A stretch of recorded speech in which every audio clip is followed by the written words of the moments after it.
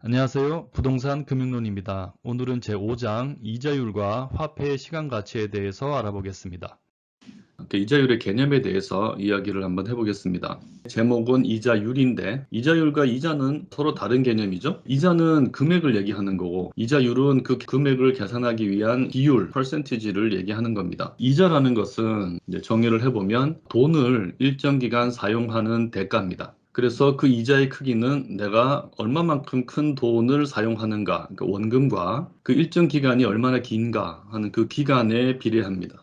이제 이 원금에다가 곱하기 이제 이자율을 하고 거기다 곱하기 기간 한 만큼 이자가 발생을 하겠죠. 그래서 이자의 크기를 구성하는 요소는 크게 세 개. 원금, 이자율, 기간 이제 세 가지다라고 얘기할 수 있고요. 그 원금은 그 돈을 빌리는 그 전체적인 그 부담이 되는 금액 자체를 얘기하는 거고, 요거는 그 돈을 얼마나 오래 쓰는가 하는 얘기죠. 그에 비해서 이제 이자율은 그 돈을 쓰는 이제 가격이다. 그 돈을 쓰는 대가로 내가 얼마나 큰 금액을 지불해야 하는가를 결정하는 이제 가격에 해당하는 개념이 저 이자율이다 하는 걸 알 수 있습니다. 이 이자라는 개념을 가만히 생각을 해보면 우리 부동산 시장의 임대료하고 유사합니다. 부동산 시장의 가격에는 임대료와 매매가가 있다고 그랬잖아요. 부동산 매매 시장에서 형성되는 가격인 매매가는 그 부동산의 완전한 소유권을 취득하는 데 드는 이제 대가입니다. 그에 비해서 부동산 시장의 임대료는 그 부동산을 내가 가지는 게 아니고 특정 기간 동안 사용하는 대가로 지불하는 돈이죠. 여기서 뭐 원금에 대응되는 거는 그 부동산의 면적, 이 기간은 역시 뭐 임대차 기간이죠. 그것과 비슷합니다. 사용권을 거래하는 시장에서는 빌려 쓰는 것의 크기가 얼마나 크냐, 원금이나 면적, 그다음에 그걸 얼마나 오랫동안 빌려서 쓰는가, 빌리는 기간, 그리고 원금, 1원의 원금에 대해서 또는 단위 기간만큼 사용할 때 이제 얼마나 큰 대가를 지불해야 되는가, 그걸 결정하는 게 이제 이자율이죠. 이 돈에 대해서도 부동산 시장에서 임대 시장과 매매 시장처럼 돈을 빌리는 대차라고 하는데, 빌리는 시장이 있고 실제로 돈을 완전히 매매하는 시장도 있습니다. 예를 들어서 100만 원의 가격은 얼마인가 라고 얘기하면 어색하지만 100만 원입니다. 근데 이런 거래를 하는 사람은 별로 없겠죠. 똑같은 걸 주고받을 이유가 없으니까요. 근데 실제로 돈의 매매가 많이 이루어지는 시장은 이제 외환 시장입니다. 똑같은 돈인데 남의 나라 돈 1달러가 얼마냐라고 이제 얘기하면 우리는 아주 익숙하게 뭐 한 1,200원이다 뭐 이런 식으로 얘기를 할 줄 압니다. 얘도 돈이고 얘도 돈이지만 서로 다른 돈이기 때문에 이제 교환할 동기가 생기는 거죠. 그러니까 돈도 매매 시장이 있다. 근데 이제 이자율이라는 것은 이런 매매 시장이 아니고 빌리고 빌리는 돈을 대차하는 시장에서의 가격, 여기서 이제 이자율이라는 것이 개입이 되는 거고, 매매 시장에서의 가격은 이 둘 사이의 교환 비율을 주로 가격이라고 합니다. 그게 환율이죠. 지금까지 얘기한 게 이제 이자와 이자율에 관한 얘기인데, 좀 더 구체적으로 이제 이자율에 대해서 얘기를 한번 해보죠. 돈의 가격이라고 하면 이자율을 돈의 가격으로 보는 게 좀 더 정확합니다. 이자 자체는 원금이 얼마고 기간이 얼마냐에 따라서 같이 달라지기 때문에 우리가 무엇의 가격이다, 스마트폰의 가격이다 라고 얘기하면 보통 그거 한 개당 가격을 얘기하는 거죠. 그러니까 한 단위가 얼마냐라는 것을 우리가 흔히 가격이라고 얘기하는데, 그런 개념에 더 부합하는 것은 이제 이자 자체가 아니고 이자율입니다. 그래서 이자율이 이제 결국 돈의 가격인데, 그렇다면 이 이자율의 크기는 어떻게 결정이 될까? 그건 당연히 수요와 공급에 의해서, 돈에 대한 수요와 공급에 의해서 결정되는 거죠. 그걸 보여주는 그래프가 이 오른쪽에 있는 겁니다. 수요 공급 곡선에서 세로축은 가격이고 가로축은 수량이죠. 돈이 거래되는 시장에서는 가격이 곧 이자율이고 보통 I로 표시합니다. 그리고 여기서 수량, 그러니까 M이라는 것은 통화량을 얘기합니다. monetary의 자로 보통 M으로 많이 표시를 합니다. 그리고 돈에 대한 수요를 MD라고 표현하는데 당연히 이자율과 반비례하겠죠. 그다음에 돈의 공급량은 이제 MS라고 표현하는데 당연히 이자율과 비례합니다. 그래서 그 수요 곡선과 공급 곡선이 만나는 곳에서 시장이 균형이 이루어지고, 이제 화폐 시장이 균형이 이루어졌을 때 그때 이제 균형 통화량과 균형 이자율이 결정이 되는 거죠. 이 메커니즘은 다른 모든 재화나 서비스와 동일합니다. 이제 그럴 때 역시 화폐에 대한 수요는 무엇에 의해서 결정되느냐, 화폐에 대한 공급은 무엇에 의해서 결정되느냐 하는 것들을 다양하게 이제 이야기할 수 있겠죠. 우리가 보통 이자율을 얘기할 때는 이제 경제 성장률과 비례한다 이렇게 얘기를 많이 합니다. 일반적으로 이제 모든 경제 현상들은 물리 현상처럼 항상 정확하게 딱딱 맞아떨어지진 않죠. 하지만 일반적으로 경제가 성장하면 이자율이 상승한다고 얘기를 합니다. 경제 성장을 우리가 보통 이제 국내 총생산 GDP의 증가율로 많이 측정을 하는데요. 이제 그런 상황을 우리가 좀 많이 볼 수가 있습니다. 그 화폐의 수요와 관련된 얘기겠죠. 경제가 크게 성장하면 화폐에 대한 수요가 커지기 때문에 이자율도 커진다. 반대면은 반대로 움직일 것이다. 이렇게 보통 얘기할 수 있고요. 그 다음에 보통 이자율은 통화량과 반비례한다라고 얘기합니다. 통화량이 이제 시중에서 유통되고 있는 화폐의 총량, 결국은 이제 공급에 관한 얘기죠. 양이기 때문에 공급이 늘어나면 화폐가, 그러니까 돈이 흔해지고 그래서 이자율이 낮아진다 얘기를 하죠. 그래서 대부분 국가에서 시장의 이자율을 컨트롤할 때 중앙은행들이 이 통화량 가지고 이제 조절을 많이 합니다. 근데 이제 요 문장들하고 요 그림하고 이제 헷갈리면 안 됩니다. 이 그래프는 단지 가격과 수량의 관계만을 표시합니다. 그래서 이자율이 높으면 화폐에 대한 수요가 줄어들고 이자율이 낮으면 화폐에 대한 수요가 늘어나는 이제 그 관계를 보여주는 거죠. 경제가 성장했다든지 뭐 이런 다른 요인들이 작동한 결과는 이 수요 곡선의 이동으로 표현이 되겠죠. 경제 성장에 의해서 화폐에 대한 총량적인 수요가 늘어났다는 것은 파란색의 수요 곡선상의 이동으로는 표현하기 어렵고 이렇게 이제 곡선이 우측으로 이동하는 모습으로 나타낼 수 있겠죠. 그렇게 해서 화폐에 대한 수요가 늘어나는 것은 이제 이자율의 상승으로 귀결된다. 수요나 공급 곡선상의 이동과 수요나 공급 곡선 자체의 이동을 혼동하지 마시기 바랍니다. 이게 이자율의 개념이고요. 이제 우리가 보통 이자율이다라고 얘기하면 그러니까 이자율이 10%다라고 얘기하면은 별말 안 해도 이것은 연 10%다라고 한다고 했죠. 그랬을 때 이 10%의 이자율은 도대체 어떻게 결정되는 것인가에 대해서 이야기를 해보겠습니다. 흔히 이자율이 무엇으로 구성되는가라고 얘기하는데 우리가 보통 이자율이 몇 %다라고 얘기하면 그것은 이제 명목 이자율을 말합니다. 그래서 그냥 이자율 하면 사실은 그게 명목 이자율을 말하는 겁니까? 실질 이자율을 말하는 겁니까? 정확하게 확인은 해야 되는데요. 일반적으로 그냥 이자율이라고 하면 별말 없이 명목 이자율을 뜻합니다. 이게 이제 우리 어디서든 이제 만날 수 있는 숫자가 요걸 얘기하는 거죠. 경제학에서 명목과 실질의 차이는 그러니까 인플레이션을 뺐느냐 그대로 뒀느냐의 차이죠. 우리가 흔히 말하는 이제 이자율은 물가 상승률이 포함되어 있는 명목 이자율을 얘기하고 흔히 이제 I로 표시합니다. 근데 이 명목 이자율이라는 것은 보통 이 두 가지로 구성되어 있다고 얘기합니다. RF가 Risk Free Rate를 줄여서 보통 이렇게 RF라고 많이 표현을 해요. 이게 무위험 이자율을 말합니다. 아주 안전한 상대방에게 돈을 빌려줬을 때 받는 이제 이자율, 그러니까 굉장히 낮겠죠. 거기다가 지금 이 이자율이 적용될 그 상대방이 갖고 있는 이제 위험, 보통 채무 불이행하는 위험을 말하죠. 그 위험 수준만큼 위험 프리미엄이 추가돼서 전체적인 이자율을 구성한다 이렇게 얘기합니다. 위험 프리미엄. 근데 이제 이 RF는 이제 무위험 이자율은 그러니까 정말 위험도 없으면서 물가 상승률도 반영되지 않은 실질 이자율, 아주 근원적인 이자율이라는 것과 물가 상승률, 인플레이션이 더해져서 이 무위험 이자율이 이제 결정된다라고 보통 얘기를 합니다. 근데 이 인플레이션율이라는 것은 향후에 물가가 상승할 거라고 기대하기 때문에 우리가 이 아주 근원적인 실질 이자율보다 좀 더 높은 이자율을 기대하는 거거든요. 그러니까 요거는 현재 인플레이션율이 아니고 미래에 얼마나 물가가 더 상승할 것 같아 하는 그 기대치를 얘기합니다. 이걸 이제 식으로 풀어서 쓰면 이 등식의 오른쪽과 같은데요. 명목 이자율은 실질 이자율이라고 부르는 아주 근원적인 이자율에다가 더하기 기대 인플레이션율, 율까지 붙여서 많이 얘기합니다. 그리고 인플레이션을 파이 또는 INF 이렇게 표현을 많이 하는데 그것을 기대값이라고 해서 이제 앞에다가 2를 붙입니다. 그래서 기호로 보면은 이제 아래다가 이 파이만큼 더한 게 이제 무위험 이자율을 구성하고 거기다가 위험 프리미엄까지 더해진 것이 우리가 관찰할 수 있는 명목 이자율이다. 그래서 우리가 CD 91일물의 수익률이 몇 %냐 또는 보통 우리나라 국고채를 KTB라고 부릅니다. KTB 3년물의 수익률이 몇 %냐 같은 걸 얘기할 때 이것들이 공통된 R과 기대 인플레이션율을 포함하고 있고요. 거기다가 각각의 위험 프리미엄이 더해져 있는 거죠. 근데 이 위험 프리미엄의 크기가 얘랑 다른 거죠. 같지 않기 때문에 KTB 3년물의 유통수익률과 CD 91일물 유통수익률이 이 I가 다른 겁니다. 근데 여기서 한 가지 좀 추가적으로 설명할 것은 아주 근원적인 이자율인 실질 이자율에 물가가 상승된 것만큼 기대 인플레이션율만큼의 효과를 더해서 무위험 이자율을 구성해야 되겠다라고 마음먹었을 때 이 RF라는 것이 단순히 R에다가 기대 인플레이션율, 그러니까 이 파이를 더하기만 하면 되는 것인가 하는 것에는 의문이 있습니다.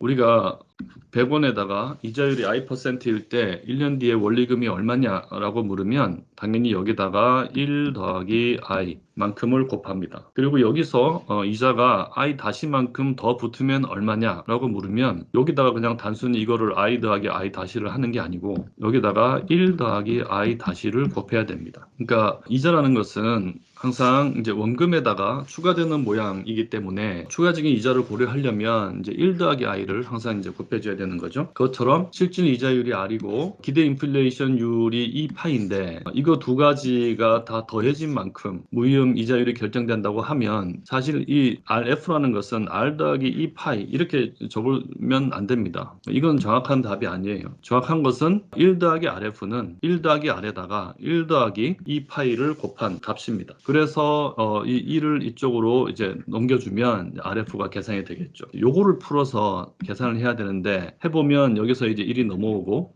요거를 풀면 R 더하기 2파이 더하기 R 곱하기 2파이가 되죠. 근데 일반적으로 이자율 R이라는 것은 뭐 몇 퍼센트 이런 식으로 0.0 얼마의 작은 값을 가집니다. 게다가 물가 상승률 역시 또 0.0 얼마 뭐 이렇게 작은 값을 가지기 때문에 여기다가 이걸 곱한 값은 너무나 작아서 무시 가능한 수준이 되는 거죠. 그래서 이제 얘를 제거하고 남은 거 가지고 이제 RF를 표현하는 겁니다. 그래서 여러분들이 보고 있는 이 실질 이자율 더하기 기대 인플레이션율이 무위험 이자율이다 하고 단순 합으로 계산되어 있는 이 수식은 요게 생략된 그러니까 럼썸이다. 그러니까 요게 생략된 좀 간소화된 수식이다. 이제 이렇게 이해를 하면 되겠습니다. 중요한 것은 이제 우리가 시장에서 늘 관찰하는 많은 이자율들 I라는 것은 명목 이자율이고 J는 아주 근원적인 실질 이자율 거기다가 기대 인플레이션율 그리고 이자 지급의 주체인 그 대상이 되는 것이 갖고 있는 자산 또는 채무자가 갖고 있는 이제 위험 수준에 비례하는 위험 프리미엄이 세 가지 요소가 더해진 결과다 하는 걸 이해하면 되겠습니다. 그러면 저 실질 이자율과 기대 인플레이션율과 위험 프리미엄은 이제 왜 존재하는 것인가 하는 걸 한번 생각을 해보죠.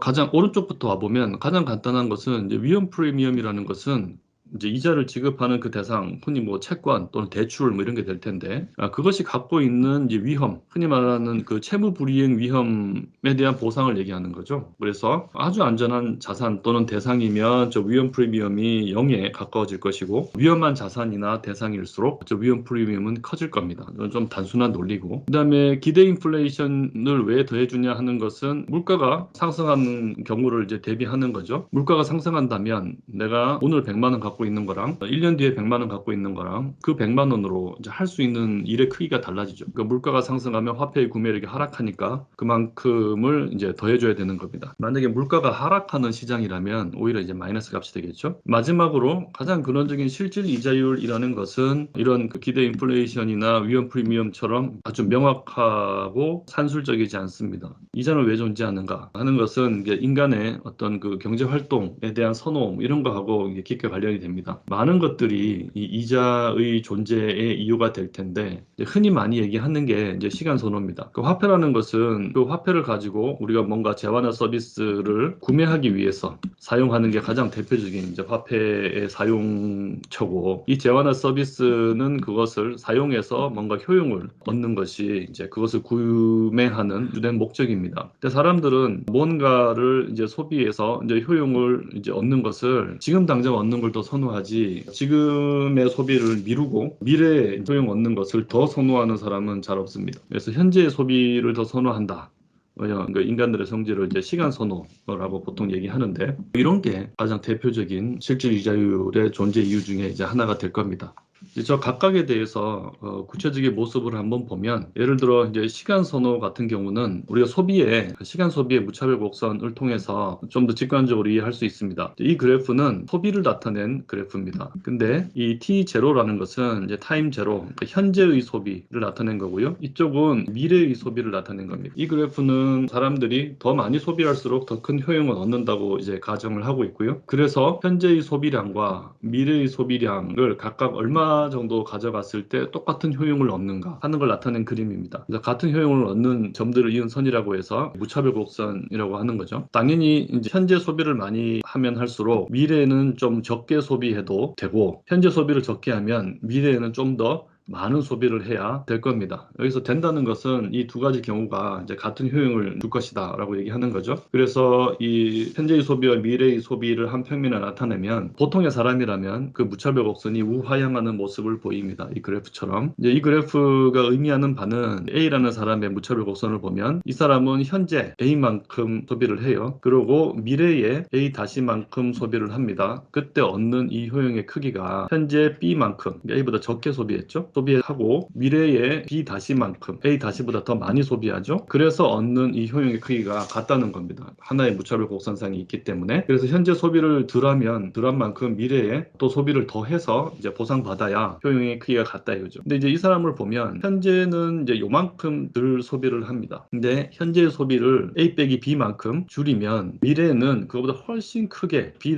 빼기 A-만큼 얘가 얘보다 크죠. 눈으로 봐도 더 크게 소비를 해야만 똑같은 효용을 보상받는 사람입니다. A는. 근데 이제 반대로 B를 보면 많이 줄었는데도 현재의 소비가 미래에는 조금만 보상해줘도 되는 그런 사람이죠. A와 B 중에서 어떤 사람이 더 이제 일반적인 인간인가라고 얘기하면 이쪽입니다. 우리 보통의 사람들은 기왕 소비할 거면 지금 많이 소비하는 걸 더 좋아하죠. 이게 이제 시간 선호를 나타내는 그림입니다. 이때 그 사람이 이제 얼마만큼의 돈이 있는데 그 돈으로 A만큼 소비하지 않고 B만큼만 소비했어요. 그래서 소비의 양이 A-B만큼 줄었으면 이제 그 크기가 한 요 정도다라고 치면 요게 이제 A 빼기 B입니다. 그러면은 이 사람은 미래에는 요거 두 개의 차이만큼 더 소비를 해야 같은 효용을 얻는 거죠. 그래서 내가 어떤 돈을 현재 소비하지 않고 그냥 놔뒀어요. 그러면 미래에는 이제 이만큼 더 소비할 수 있도록 그 돈의 크기가 커져야 됩니다. 물가 상승 이런 게 이제 없더라도요. 이런 게 아주 근원적인 이자, 실질 이자율을 구성하는 요소 중에 하나가 된다. 이렇게 얘기할 수 있겠죠. 이런 시간 선호 같은 개념이 이자의 존재 이유의 가장 근본적인 이유 중에 하나입니다. 두 번째는 이제 아까 물가 상승을 얘기했는데요. 이게 우리나라의 1960년대부터 2020년까지의 물가를 보여준 그래프입니다. 이 막대로 표시된 게 CPI, 물가 지수고요. 그리고 이 파란 선이 우리나라 경제 규모입니다. 이제 국내 총생산. 지난 수십 년간 우리나라의 GDP, 국내 총생산, 다시 말해서 경제 규모죠. 그게 계속 성장을 하면서 물가도 지속적으로 상승을 해왔습니다. 그래서 만약에 우리가 어느 시점에 돈을 얼마를 갖고 있었어요. 근데 이 돈을 누구에게 빌려줬습니다. 그리고 상당한 기간이 이제 흘렀어요. 그러고 나서 이제 원금만 이 시점에 돌려받는다면 우리는 과거만큼 똑같은 소비를 못합니다. 이만큼 물가가 올라갔으니까 여기서 이만큼. 그래서 최소한 여기서부터 이까지의 기간만큼 내가 누구에게 돈을 빌려주려면 요만큼 정도는 이자를 받아야 똑같은 구매력을 가진 화폐를 보유할 수 있습니다. 그러니까 사람들은 물가가 상승할 것 같으면 이자를 받으려고 하고, 그리고 물가가 더 많이 상승할 걸로 기대할수록 더 많은 이자를 받으려고 하겠죠. 아까도 얘기했듯이 이 물가라는 것은 어떤 기대의 개념으로 작용합니다. 그래서 만약에 이 시점에서 누군가 이제 돈을 빌려준다면 이 사람은 일단 미래는 아직 보지 못했죠. 하지만 이제 과거를 보겠죠. 계속 증가를 해왔고, 그리고 이제 앞으로의 물가가 어떻게 될까에 대한 나름의 이제 예측을 하겠죠. 그러고 나서 이제 합리적으로 계속 물가가 상승할 것 같아라고 기대를 한다면 이것이 이자율의 증가 요소로 작용을 하겠죠. 이게 이제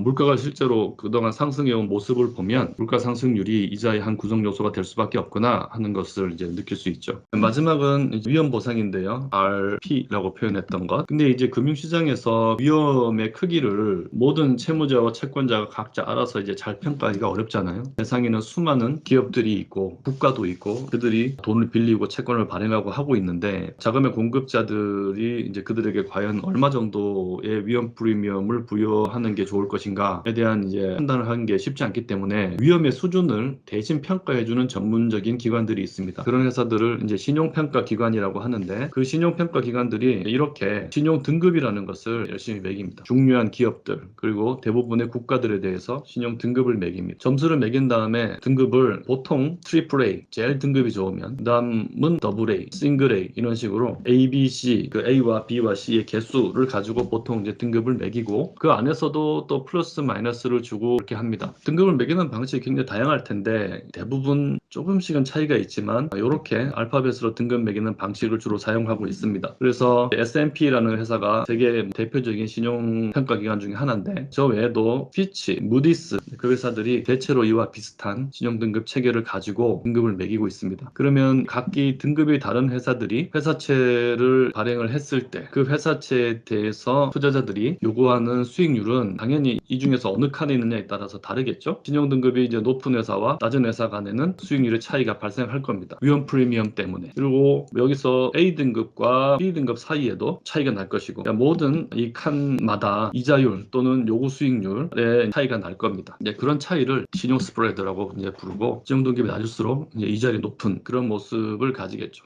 방금은 회사채를 예를 들어서 장기 신용등급 위주로 얘기를 했는데, 그래서 1년 미만에 이제 단기로 자금을 조달하는 이제 그런 경우는 신용등급을 이제 또 다른 방식으로 매깁니다. 개념은 똑같은데, 뭐 A1, 뭐 A2 이런 식으로 등급을 매깁니다. 보통은 트리플 B 마이너를 기준으로 선을 딱 나누어서 이거보다 등급이 높은 경우는 투자 적격 또는 투자 등급에 있다라고 표현하고, 요거보다도 등급이 더 떨어지면 투자 부적격 또는 투기 등급이다라고 얘기를 합니다. 이제 이런 신용등급 체계가 존재하고 저런 시스템이 금융시장에 있다는 것 자체가 저 위험 프리미엄이라는 것이 이자율에 아주 중요하고도 예민하게 작동을 하고 있고, 투자자들은 이제 그것을 예의주시해야 된다 하는 걸 잘 보여주는 것이라고 할 수가 있습니다.